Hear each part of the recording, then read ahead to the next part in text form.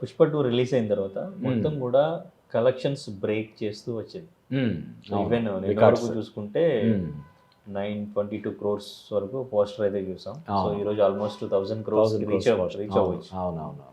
But అంటే cinema నార్త్లో కూడా అంత బాగా చూస్తున్నారు, ఆదరిస్తున్నారు అని కలెక్షన్స్ కూడా బాగా వస్తున్నాయని అంతా కూడా అనుకుంటున్నారు. బట్ కొంతమంది ఈవెన్ మన తెలుగు స్టేట్స్లో కూడా మొన్న మండే నుంచి బుకింగ్స్ తక్కువగా ఉండడం, ఈ కలెక్షన్స్ అన్నీ కూడా ఫేక్ పోస్ట్స్ వేస్తున్నారు అని కూడా కొంతమంది మాట్లాడుతున్న పరిస్థితి. ఏమంటారు మీరు? అంటే ఇటువంటి విమర్శలు ప్రతి సినిమాకి కూడా వస్తుంటాయి. అంటే జనరల్గానే కొంత హైప్ క్రియేట్ చేయడం కోసం ఆయన ఒక 100 కోట్లు 200 కోట్లు ఎక్కువ చేసి ఉండొచ్చు, కానీ ఏమీ లేని దాన్ని సూపర్ డూపర్ హిట్ అని ఎవరు చెప్పుకోలేరు కదా. అది ఏంటంటే లాఫింగ్ స్టాక్ లాగా ఒక హాస్యాస్పదం అయిపోద్ది. సినిమా డిజాస్టర్ అయింది, ఉదాహరణకి ఎక్కడ ఆడలేదు, సినిమా జనాలు కనిపించట్లేదు, వీళ్ళేమో ఒక 300 కోట్లు 500 కోట్లు 1000 కోట్లు పోస్టర్లు వేసుకుంటూ వచ్చారు. ఎలా ఉంటుంది అప్పుడు? ఆ మధ్య హిందీలో రిలీజ్ అయిన ఒక సినిమా, మన ఎవరు ఆలియా భట్ యాక్ట్ చేసిన సినిమా, ఇలాగే కలెక్షన్స్ సూపర్ డూపర్ ఉన్నాయని చెప్పంటే జిగ్రా ఫోటోలు తీసి పెట్టారు. ఇదిగో నువ్వు సూపర్ డూపర్ హిట్ అంటున్న సినిమా, విపరీతమైన కలెక్షన్స్ వచ్చాయంటున్న సినిమా, జనాలు ఎలా ఉన్నారు పలానా థియేటర్లో, ఇదిగో ఎంతమంది ఉన్నారు, టైంతో సహా వేసి దాన్ని ట్విట్టర్లో వాటిలో పెట్టి అల్లరిపాలు చేశారు. నిజంగా ఫేక్ కలెక్షన్స్ అయితే పుష్ప కూడా అలా చేస్తారు కదా. అదేం లేదు, నిజంగానే అంటే వేరియస్ కారణాల వల్ల వేరే పలు రకాల కారణాల వల్ల మన తెలుగు రాష్ట్రాలు, అది మెగా బాయ్కాట్ వల్ల కావచ్చు, టికెట్ రేట్లు ఎక్కువగా ఉండడం వల్ల కావచ్చు, సంజయ్ థియేటర్ ఘటన వల్ల కావచ్చు, కొంత తక్కువ అంటే నార్త్తో పోల్చితే మన తెలుగు రాష్ట్రాల్లో పర్టికులర్గా ఉన్నాయి. అలాగే కేరళలో సూపర్ స్టార్స్తో ఈక్వల్గా ఫాలోయింగ్ ఉన్నటువంటి అల్లు అర్జున్కి కేరళలో కూడా ఈ సినిమా వరకు డిసప్పాయింట్ చేసిందనే వార్తలు వస్తున్నాయి. కానీ వీటన్నిటినీ నార్త్ కవర్ చేస్తుంది. నార్త్లో first day non holiday Thursday collection, అది జవాన్ని బీట్ చేసింది. నెక్స్ట్ డే చాలా పెద్ద స్థాయిలో కలెక్షన్, జస్ట్ వితిన్ ఒక 3-4 డేస్లోనే 300 crores వెళ్ళిపోయింది. చాలా ఫాస్ట్గా. అంటే ఇప్పుడు సోమవారం కూడా 40 కోట్లు 48 కోట్లు ఎంతో 38 కోట్లు 40 కోట్లు ఆ రేంజ్లో కలెక్ట్ చేసింది. అంటే ఒక్క హిందీలోనే, అని మన అంచనా కాదు, బాలీవుడ్ ట్రేడ్ అనలిస్ట్స్ చెప్తున్న దాని ప్రకారం ఒక్క హిందీ వెర్షనే ఈజీగా 700 కోట్లు 700 నుంచి 800 కోట్లు చేస్తుందని అంచనాలు వెలువడుతున్నాయి. అవన్నీ ఫేక్ అని మనం చెప్పలేం కదా.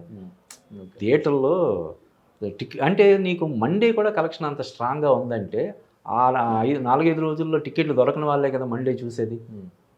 ఒక థియేటర్ని అయితే మేనేజ్ చేస్తాం, 2 థియేటర్లు మేనేజ్ చేస్తాం, 20 చేస్తాం, 100 కొద్ది థియేటర్లను మేనేజ్ చేసి ఫేక్ కలెక్షన్స్ మనం చేయలేం కదా. అయితే కొంత ఉంటుంది హైపు. ఈ విమర్శలు అనేవి ఎప్పుడూ ఉంటాయి. ఇంత వచ్చింది, ఇంత వస్తే ఇంత వచ్చిందని చెప్పుకుంటున్నారనే విమర్శలు బాహుబలికి వచ్చింది, RRRకి వచ్చింది, అన్ని సినిమాలకి, కల్కికి వచ్చింది. కల్కికి అయితే చాలా పెద్ద హిట్ కదా. కల్కి సినిమా కలెక్షన్స్ ఫేక్ అని చెప్పి ఇక్కడ బాలీవుడ్లో 2 క్రిటిక్స్ ట్వీట్ చేశారు. చేస్తే దాని మీద మన నిర్మాతలు అశ్విని దత్ గారు వాళ్ళు పరువు నష్టం దావా చేశారు. సో ఇప్పుడు ఈ ఆరోపణ అనేది ఫేక్ కలెక్షన్స్ అనే ఒక ఆరోపణ కొత్తగా ఈ పుష్ప సినిమాకే వచ్చిన ఇది కాదు, అంతకుముందు కూడా ఉన్నాయి. భవిష్యత్తులో కూడా ఏ సినిమా వచ్చినా కూడా దాన్ని వ్యతిరేకించే వాళ్ళు, ఆ హీరో అంటే పెద్దగా ఇష్టం లేని వాళ్ళు, ఇటువంటి ఇవి తెర మీదకి తీసుకొస్తుంటారు.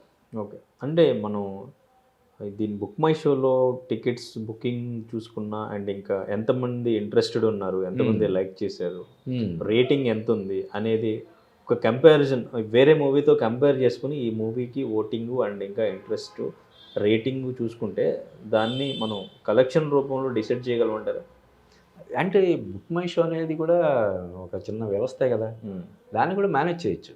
ఇప్పుడు అదే కదా బాలీవుడ్లో ఈ కంగనా రనౌత్ పదే ఆరోపణలు చేసేది అదే కదా. బుక్ మై షోని మేనేజ్ చేసి ఎక్కువ బుక్ అయిపోయినట్టు అడ్వాన్స్ బుకింగ్స్ అని అదని ఇదని అడావిడి చేస్తున్నారు, అంత లేదు అని ఈ షారుఖ్ ఖాన్ సినిమాలు కానీ సల్మాన్ ఖాన్ వీళ్ళందరూ సినిమాలు ఇలా కావాలని చేస్తున్నారు, అంత ఏం లేదు వాళ్ళకి అని ఆమె ఇప్పటికప్పుడు దుమ్మెత్తిపోతుంటుంది కదా. కాబట్టి మేనేజ్ చేస్తారు. కానీ ఇందాక చెప్పే కదా, మేనేజ్ చేయడం అనేది ఏదో ఒక 1% 10% చేయగలుగుతారు తప్ప పద్దాకా చేయలేరు కదా. ఇప్పుడు ఉదాహరణకి ఒక థియేటర్ మొత్తం హౌస్ఫుల్ అయిందని చెప్పి బుక్ మై షోలో చూపిస్తారు. వాళ్ళు ఎవరో వెళ్తారు, మొత్తం ఖాళీ ఉంటుంది, 10 మంది ఉంటారు, టక్కున ఫోటో తీసి వీడియో తీసి ట్విట్టర్లో పెడతాడు, పరుగు పోద్ది కదా. అప్పుడు ఇంకొకటి ఏంటంటే నిజంగా హౌస్ఫుల్ అయిందనుకో, నిజంగా చూడాలనుకునేవాడు కూడా హౌస్ఫుల్ బోర్డు చూస్తే లోపలికి వెళ్ళడు కదా. ఇప్పుడు బయట హౌస్ఫుల్ బోర్డు పెట్టేశారు, లోపల ఖాళీగా ఉంది. ఎవడో దారి అంటే వెళ్తూ చూడాలనుకునే వాళ్ళు, లేదంటే సినిమా చూడడానికి వచ్చిన వాళ్ళు హౌస్ఫుల్ బోర్డు చూసి లోపలికి వెళ్ళరు కదా. ఓ హౌస్ఫుల్ అయిపోయింది అన్నమాట, ఎందుకులేని వెళ్ళిపోతారు. ఇప్పుడంటే హౌస్ఫుల్ బోర్డులు సింగిల్ స్క్రీన్స్ తప్ప మల్టీప్లెక్స్ లేదు కాబట్టి, మల్టీప్లెక్స్ ఏంటి బుక్ మై షోలు చూస్తారు, టికెట్లు ఉన్నాయా లేదా. మొత్తం ఫుల్ అయినట్టు ఉందనుకో, కొంతమంది కింద రోల్లో కూడా కూర్చొని చూడడానికి ఇష్టపడరు. ఒకవేళ పై అన్ని బ్లాక్ చేసి కింద ఉంటే చూడరు. కొన్ని కింద బ్లాక్ చేసి పైన ఖాళీగా ఉంటే నమ్మరు. కింద మొత్తం బ్లాక్ చేస్తారు, అంటే పైన ఖాళీగా ఉంది. అంటే ఇప్పుడు అసలు బుకింగ్ అనేది బుక్ అవ్వట్లేదు అనేది చాలా మంది అంటారు. అలాగే ఉండదు కదా, అలాగే అండ్ నిజంగా అయిపోయి ఉంటే అవ్వదు. అంటే పుష్ప 2తో ఇప్పుడు అమరన్ మూవీని కంపేర్ చేస్తే దీనికి రేటింగ్ చూసుకుంటే అమరన్కి 9.45 ఉంది, దానికి 8.45 సంథింగ్ ఉంది పుష్ప 2కి. సో అంటే ఇంకా ఓటింగ్ చూసుకుంటే దీనికి 2 lakh అబవ్ ఉంది అమరన్కి. పుష్ప 2కి చూసుకుంటే 1 lakh అబవ్ ఉంది. సో ఇది దీని మీద మనం కంపేర్ చేయగలమంటారా? దీనికి ఇంత కలెక్షన్ మేనేజ్ అంటే కాదు కదా, మేనేజ్ చేయొచ్చు. అది ఇప్పుడు మనకి చాలామంది ఇప్పుడు మనం సినిమాలకు సంబంధించి సోషల్ మీడియా ప్రమోషన్స్ చేస్తామని చెప్పి కుర్రాళ్ళు తిరుగుతున్నారు. ఐఎంవిడి అని, అదని, బుక్ మై షో అని, ఇవన్నీ కూడా ఇన్ని వచ్చేలాగా అన్ని లక్షలు వచ్చేలాగా చేస్తామని చెప్తున్నారు. ఈవెన్ ఇప్పుడు ఏదైనా ఒక సినిమా ట్రైలర్ టీజర్ రిలీజ్ అయితే స్పాట్లో 10 million వ్యూస్ వచ్చేసి వితిన్ మినిట్స్లో, వితిన్ అవర్స్లో అని చెప్తున్నారు. అవి కూడా ఫేక్ అని చెప్తారు కొంతమంది. ఇప్పుడు కొన్ని సినిమాలకి విపరీతమైన 50 million వ్యూలు, 100 million వ్యూస్ వచ్చాయంటే దాని గురించి ఒక పెద్ద ఆర్టికల్లో ఒకసారి నేను చూశాను.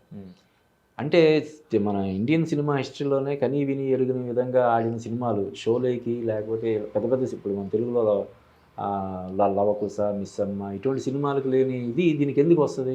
వాటిని ఎన్ని ఒక్కొక్కలో 100 సార్లు చూసిన సినిమాలు ఉంటాయి. ఇప్పుడు నేనున్నాను, కొన్ని పాత సినిమాలు ఒక్కొక్కటి 10 సార్లు 20 సార్లు చూసినా కూడా మళ్ళీ చూస్తుంటాం కదా. ఇది మేనేజ్ చేస్తున్నారనే ఆరోపణ చాలా రోజులుగా ఉంది. బుక్ మై షో ఇది కానీ, యూట్యూబ్ వ్యూస్ కానీ, లైక్స్ కానీ, మనకి చాలా గ్రూప్స్లో నీకు కొంతమంది పంపిస్తుంటారు, మీకు లైక్స్ కావాలన్నా, వ్యూస్ కావాలన్నా మమ్మల్ని సంప్రదించండి.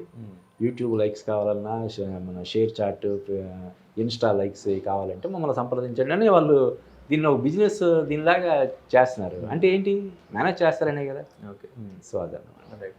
సో అయితే ఇక్కడ కలెక్షన్ విషయంలో ముందు నుంచి కూడా మెగా ఫ్యాన్ సపోర్ట్ లేకపోవడం కూడా కొంత ఇక్కడ దెబ్బపడింది అనేది విమర్శ. అవునవును, అది ఎంతవరకు ప్రభావం చూపించింది అంటారు? దాని ఇంపాక్ట్ కొంచెం గట్టిగానే ఉందని మనకి కొంతమందితో మాట్లాడిన తర్వాత తెలుస్తుంది. అంటే మెగాస్టార్ని పట్టించుకోకుండా లేకపోతే ఇలా చేయడం అన్నది కరెక్ట్ కాదనే భావన వాళ్ళలో లేకపోయినా, మెగా హీరోస్ లేదంటే మెగాస్టార్లో లేకపోయినా వాళ్ళని అభిమానించే వీళ్ళలో ఉంది.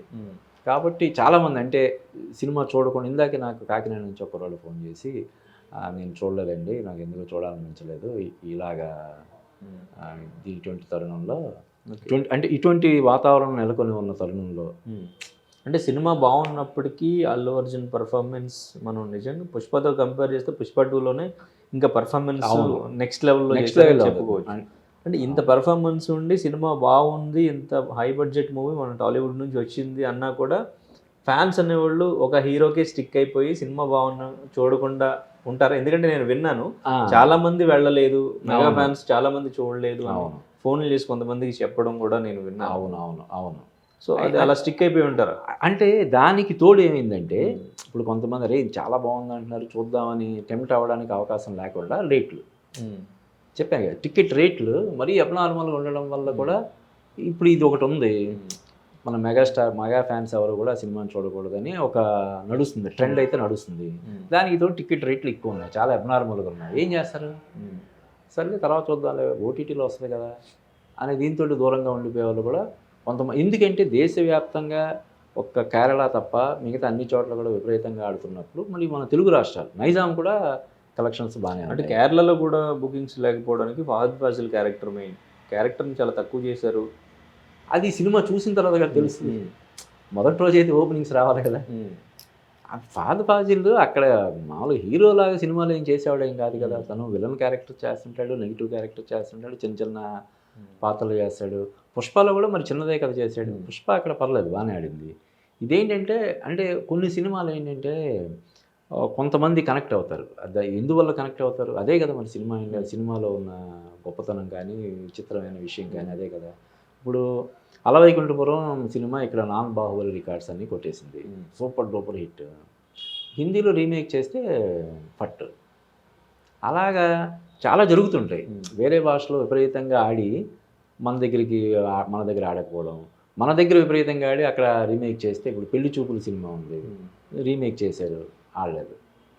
అలా జరుగుతుంటాయి. అలాగా కొంతమంది కనెక్ట్ అవుతారు. ఇప్పుడు ఈ సినిమా కూడా నార్త్లో విపరీతం కనెక్ట్ అయ్యారు. ఆ హీరో క్యారెక్టరైజేషన్ వల్ల కావచ్చు, ఆ గెటప్ కావచ్చు, మ్యానరిజం కావచ్చు, ఇలాగా వాళ్ళు విపరీతం కనెక్ట్ అయిపోయారు. ఇప్పుడు రామ్ గోపాల్ వర్మ మొన్న చేసిన రివ్యూలో చెప్తాడు, ఇది అల్లు అర్జున్ కంటే కూడా అక్కడ పుష్పనే. ఇక్కడ స్టార్డమ్ అల్లు అర్జున్కి వచ్చిన స్టార్డమ్ కాదు, ఈ కలెక్షన్స్ అన్నీ కూడా అల్లు అర్జున్కి వచ్చిన కలెక్షన్స్ కాదు, పుష్పరాజ్ అనే వాడికి వచ్చిన వసూళ్ళుగా చూడాలని చెప్తున్నారు.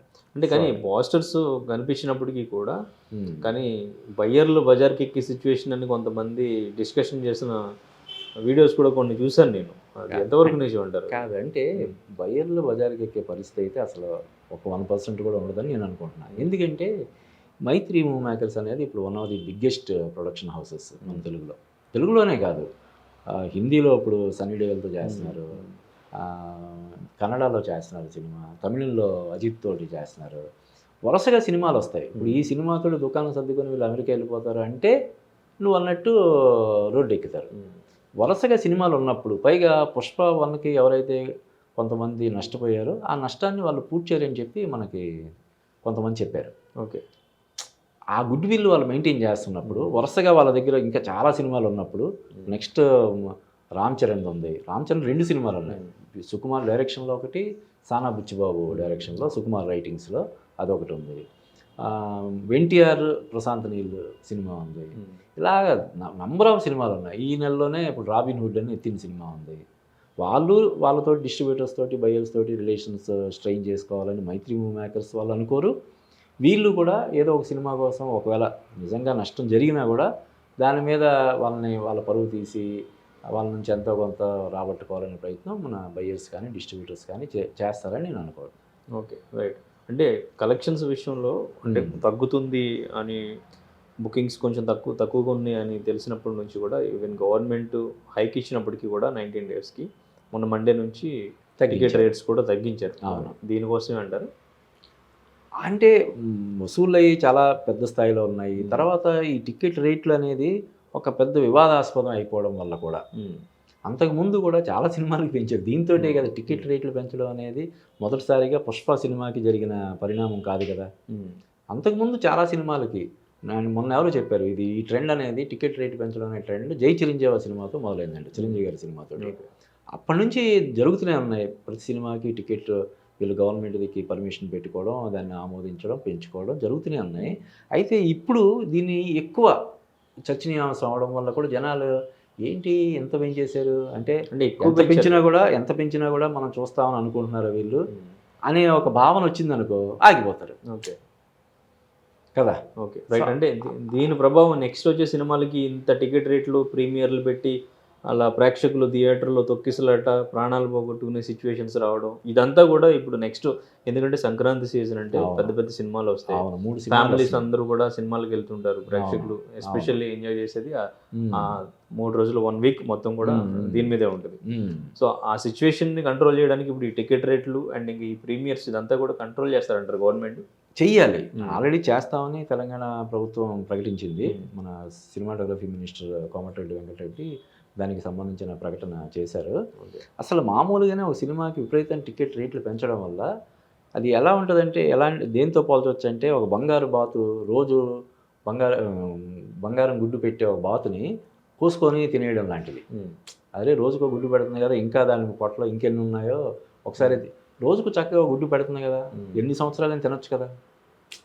సడన్గా దాన్ని ఒకసారి కోసి తినేస్తే ఒకేసారి ఆ రోజు 4, 5, 10 ఉంటాయి. తర్వాత ఇప్పుడు ఇదే పరిస్థితి అన్నమాట. ఒక సినిమాకి విపరీతం టికెట్ రేట్లు పెంచడం, దానివల్ల విపరీతమైనటువంటి రెమ్యునరేషన్లు ఇప్పుడు అంటే ఒక సినిమా వల్ల ఈ టికెట్ రేట్లు పెంచడం వల్ల ప్రయోజనం పొందేది, లబ్ధి పొందేది ఎంతమంది ఉంటారు? మహా అయితే డైరెక్టర్, హీరో, ఇలాగ అంత కలిపి ఒక 5-6 మ్యాక్సిమం 10 మంది ఉంటారు అంతే కదా. ఇప్పుడు హీరోకి 300 కోట్లు 200 కోట్లు రెమ్యునరేషన్ అనుకో, మ్యూజిక్ డైరెక్టర్ తగ్గడు, ఎడిటర్ తగ్గడు, సినిమాటోగ్రాఫర్ తగ్గడు, అందరికీ అలా అలా అలా పెంచుకుంటూ వెళ్ళాల్సి వస్తుంది. ఎవరికి నెగోషియేట్ చేయడానికి అవకాశం ఉండదు. ఇప్పుడు ఈ టికెట్ రేట్లు లేవు, ప్రీమియర్ షోస్ ఉండవు, బెనిఫిట్ షోలు ఉండవు అని ముందే ఫిక్స్ అయిపోయారు అనుకో, మొదటి నుంచే సినిమా స్టార్టింగ్ ముందు నుంచే సెట్కి వెళ్ళడానికి ముందు నుంచే ఆ బడ్జెట్ కంట్రోల్ అనేది అయిపోద్ది. ఓకే కదా, బెంచ్ మార్క్ ఏంటి, పలానా సినిమా ఇదిగో దీని బెనిఫిట్ షోల వల్ల ఎంత వచ్చింది, ప్రీమియర్ షోల వల్ల ఎంత వచ్చింది కాబట్టి అనే కదా. ఇప్పుడు లేదన్నప్పుడు దానికి తగ్గట్టుగా అకార్డింగ్లీ అన్నీ ఇదైపోతాయి కదా, దానికి తగ్గట్టుగా బడ్జెట్లు సెట్ అయిపోతాయి, ఇబ్బంది ఏమి ఉండదు. ఇంకా టికెట్ రేట్ తగ్గించడం వల్ల ఎక్కువ ప్రయోజనం ఉంటుంది. చక్కగా ఫ్యామిలీస్తో చూస్తారు, పిల్లలు అందరూ సకుటుంబ సమేతంగా సినిమా చూసి ఆస్వాదించాలని చూస్తారు. టికెట్ రేట్లు విపరీతంగా పెంచడం వల్ల ఏంటంటే మహా అయితే ఆ రోజు డైహార్డ్ ఫ్యాన్స్ ఎవరైనా ఉంటే వాళ్ళు చూస్తారు తప్ప మామూలు వాళ్ళు కూడా ఫ్యామిలీస్ తోటి చూడడానికి వెళ్ళే సాహసం చేయరు. ఓకే, ఒకరు ఫ్యామిలీతో సినిమా చూడాలంటే ఈరోజు 4,000 5,000 ఖర్చు అంటే అది ఏంటది, ఇంట్లో ఏదో ఒక ఖర్చు, ఒక పాలకో లేకపోతే కరెంటు బిల్లు కట్టడానికో ఇంకో దానికి సరిపోయేంత మొత్తం. అదే పల్లెటూరులో అయితే కుటుంబం బతికేస్తుంది. ఒక 4 రోజులు ఒక కుటుంబానికి గ్రాసం అది.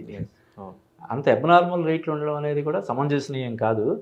ఒకరిని చూసి ఒకళ్ళు పోటీ పడ్డాం, పలానా హీరోకి ఇంత పెట్టారు కాబట్టి మనం కూడా ఇంత పెట్టాలి, పలానా హీరో అంత తీసుకుంటున్నాడు కాబట్టి మనం ఇంత తీసుకోవాలి, అవి లేకుండా ఉండడానికి ఈ పరిణామం అనేది దోహదపడుతుంది అని చెప్పి నా ఉద్దేశం. మరిన్ని వీడియోస్ కోసం ఛానల్ ని సబ్స్క్రైబ్ చేయండి, లేటెస్ట్ అప్డేట్స్ కోసం వాట్సాప్ ఛానల్ ని ఫాలో చేయండి అండ్ లింక్ డిస్క్రిప్షన్ లో ఉంది.